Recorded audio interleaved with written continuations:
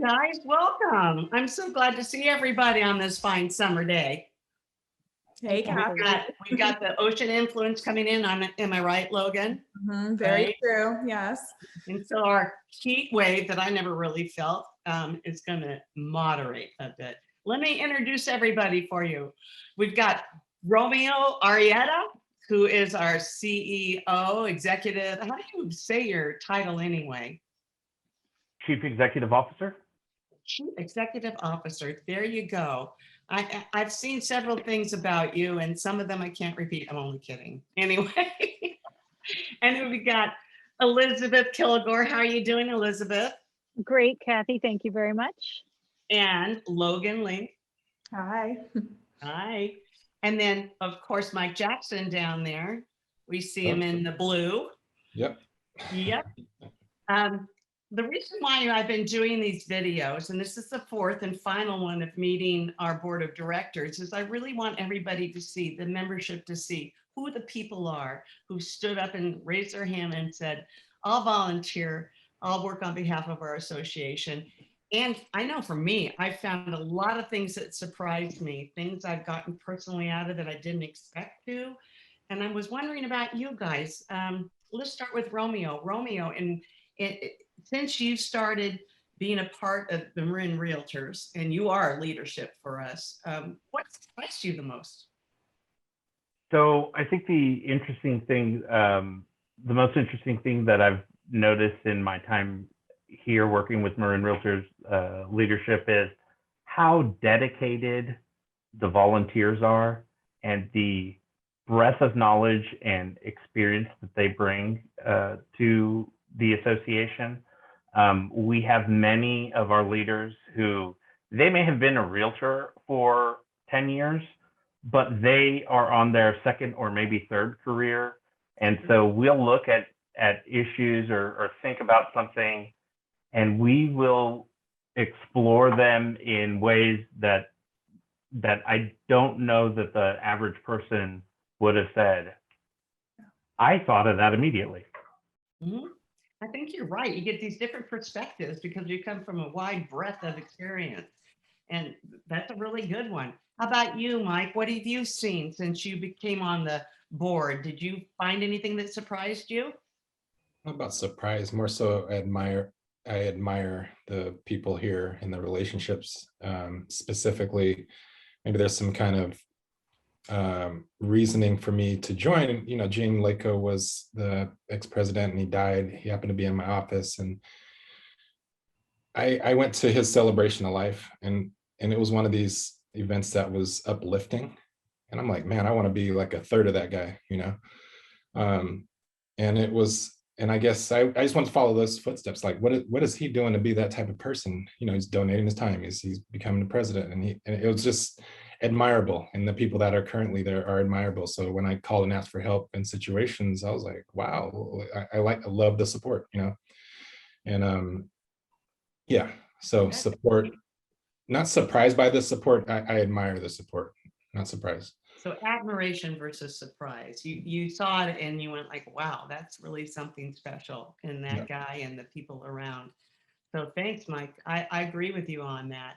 And Logan, can you tell me what has surprised you since you've come on to leadership? Yeah, I mean, I would say I really do agree with what Romeo is saying about just the amount of thought that goes into everything. And that I think kind of is the number one thing that I didn't fully anticipate, just how in-depth every decision is, how like every thought process, you know, it's really interesting because we have like the board of directors, right? And I always knew that there was the board of directors, which is like a group of those of us in the industry who kind of look at all of these issues and discuss things, and our meetings are very in-depth, and I expected that.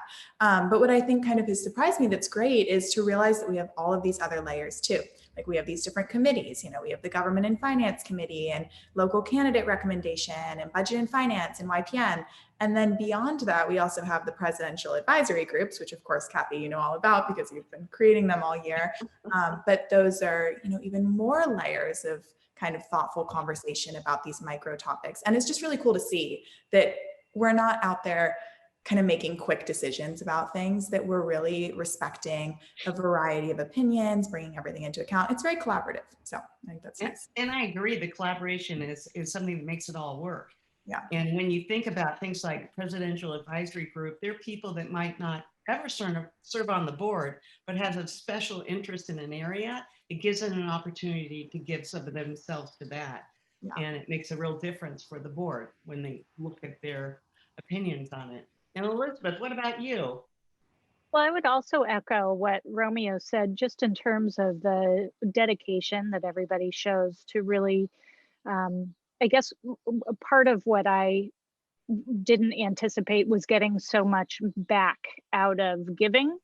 It feels like you don't give much to get so much back. It's very easy to treat a job as a job, but when you really become invested in the profile of the job and how the job is perceived and done by other members of your professional community, it's extremely rewarding. And I think the other thing that surprised me, and it probably shouldn't have, was just what a great sense of camaraderie there is amongst all of the board members.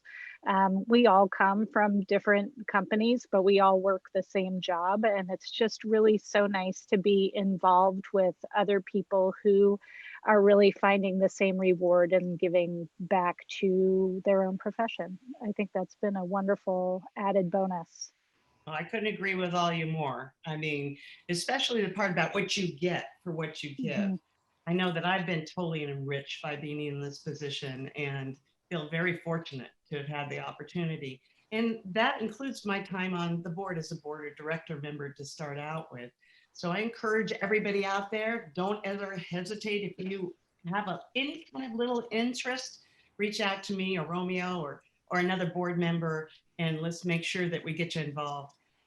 Secondly, we all are looking at a changing real estate market because life changes every day, doesn't it? There's never the same day twice. So if you look ahead in 5 years and you were to kind of paint a picture of your perfect real estate world, think about it. What would that look like? What one thing can you focus on? And how can Marin Realtors help that happen? And I'd like to start with Logan. Okay. So the perfect real estate world, that's kind of fun. Well, I feel like as Marin Realtors is kind of concerned, I think that the number one thing that we can do, that we're doing right now, and I would love to just see us like build on it even more because I think it's so great, is just fostering this sense of community amongst agents. And it's kind of similar to what you were saying, Elizabeth, about the camaraderie of like being involved in kind of a volunteer capacity. But just making sure that that feeling is going to all members, like even members who maybe aren't super involved yet. Because what I've always loved is that Marin Realtors is this one place where brokerages don't really matter, geography doesn't matter, sales volume doesn't matter, specialty, none of it really matters. We're like all realtors. And I think in what can be kind of a lonely industry, it's just so nice to have that one place that, you can always find a friend. And then also kind of tying into that, I think high quality education is important too. So that not only are we bringing that sense of community, but also that sense of comfort that you can always keep up and always have somebody to like teach and support. So that sounds good to me. That sounds like a good real estate world. I think we right? are creating that already, and I agree. Exactly. And things we're doing on the board are all aimed toward that. So that's exciting. And Mike, what about you? Yeah, for me, perfect real estate world. I'm a firm believer in home ownership for everyone, and whether they have a roadmap to that or not. I specifically the homeless. There's a word home and homeless, right? And it's unfortunate. We do have a problem here, and would love to have all them under a roof. And at least a roadmap to getting back into the real world if that's what they want. And then the other part is, the lottery system. Not everyone believes that they can afford to live in Marin. Not everyone is educated on that either. So, and I think that also prompts inventory because home buyers do become home sellers at some point. Mm-hmm. The average is 5 years. So in a perfect world, everyone would have a house. I think that is beautiful because I believe the same thing strongly. And I mean, my perfect world, Marin Realtors would help make those kinds of things more possible. So when you think about what a realtor is supposed to be, home ownership is at the core and the heart of it. So I appreciate that, Mike. Hey, Romeo, what about you? So I have to admit a little bit of bias here, but in my future perfect real estate world in 5 years, I think you're looking at a realtor group that is absolutely dedicated to our ideals of home ownership, fairness, and the code of ethics. And they are served by an association that is doing their best to keep up on education, technology. I think one of the biggest things is a lot of people don't realize the amount of work it takes to keep up in this industry. Even within the last 6 months, there are things that are new and different, and things are constantly changing. And this is not an industry that can be done by a robot. It takes a human to take all of these things into consideration and to learn and to deal with people. So in the future 5 years, I hope to have an association that helps you do that and be that connection to people. Give you the tools to help you do what we do best, which is really connect with the people. And Yeah. I agree with you. That's once again where we all should be heading. And I appreciate the tools that we're coming up with to help us get there. So That's so about true. you, Elizabeth. Oh, sorry. I'm sorry. Oh, Logan. I was just going to say that's so true, Romeo. I always say that real estate, it's like driving in manual or something instead of automatic, because you can just never stop. And I think that's just probably going to continue, like, and build even more going forward, where we just always have to be on our toes. So it's a good point. And to dovetail on both of those, to give my answer to that question, it feels like we have been, albeit maybe a little bit slowly, putting together the framework to make these things happen. And hopefully once the systems are in place, changing gears to follow that metaphor, it's going to be less like turning a tanker ship and more like turning a sports car. We're going to be able to elevate ourselves to the point where we can make those adjustments if the market changes, or when the market changes, I should say. And because of having those tools, our breadth of inviting and servicing clients that are homeless or that don't have the knowledge of what their path to ownership is, becomes a bigger part of our time.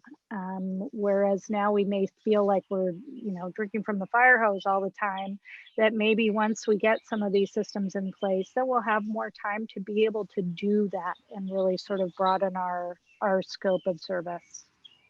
So I don't know about you guys, but if we're moving in this direction, 5 years looks pretty good to me. Yeah. So let's keep going there. Lovely. Okay, just to finish this up a little bit, I want to ask you a surprise pop question. Are you ready? Okay, we're gonna start with Romeo again.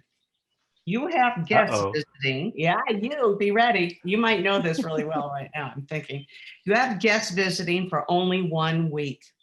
What is a must see or do in Marin County? Muir Woods. Just day 1 and day 2. It was one of the when I first visited Marin, it was one of the first things that I did, and it was a magical place that that me and my wife enjoy, and anybody that comes to visits at least once. Well, when you think about it, coming from other states, you came from Texas, you walk into those big, tall woods, it's something else. That's for sure. Okay, how about you, Elizabeth? What would you recommend? Very similar. It's going to be about the mountain. I would take them up to Bolinas Ridge. That's where, when I was growing up here, it's where my friends and I spent all of our time watching sunsets over Stinson Beach. It's just a magical place. There's also one other hike that I would take them on. It would always be about hiking, and that's up above Old St. Hilary's Church in Tiburon. There's this place you can stand at the top where you get a 360-degree view of the Richmond San Rafael Bridge over to the East Bay, Angel Island, the Bay Bridge, the Golden Gate Bridge, Mount Tam. It is just spectacular. It's to take your breath away. Yeah, those are great suggestions. And yeah, we're made for hiking here. So what about you, Mike? What would you suggest? I was gonna say hiking too, but I'll go with Stinson Beach, or King Mountain if they're avid hikers and in shape. I remember the first time I went up King Mountain, I was huffing and puffing and people were talking. I was like, there's no way. But you know, go up it a few times and the muscle memory kicks in. Yeah, well, that's pretty cool. How about you, Logan? What would you suggest? That's a good question. So one day only, just one. Yeah, they're there for a week, but what's Okay, they're there one for thing? All right. Okay. So if I had one day only, I would say Marin Headlands. But we're doing a lot of hiking here, clearly, with this group. So if I'm going to add a little variety to that, I would say whenever I have anybody come to town, I like to just go to like one of our small towns. One of the, like downtown Mill Valley is, I live in Mill Valley, so that's usually where I first end up. But Fairfax, Sausalito, Larkspur, like pretty much all of our towns are adorable. And I think it's so fun to just spend like a leisurely morning, getting coffee, like eating breakfast, just walking around, striking up conversation with people. It's just, I feel like when you kind of go down into our towns on foot, that's where you feel the community of Marin, which I think is important. So that'll be my contribution. So everybody should be thinking about these suggestions when you have out of town clients. Yeah. Have you gone this place? Have you gone that place? We're lucky enough, my husband and I, with a couple of partners, we own a boat, and I know that Logan, your dad's got a boat now. We always take them out on the water, because to me, when you are on a boat, you see a place like people first saw it. And so anyway, we just had our granddaughters on our boat, and it has a really big wheel. So you got a 3-foot kid and a 5-foot wheel. And it was pretty cool. It was pretty cool. It's fun. Yeah. So I hope everybody can see how amazing this group of people has been, and how we're very anxious to be here to answer your questions if you're interested in being involved. And I want to thank everybody at the end of these for being a part of it, but also for giving me this great honor to be able to present these people to you. So thanks, everybody. Have a good time. We'll see you at the next meeting. Thank you, Cathy. Thank you, Cathy. Bye. Thank you guys.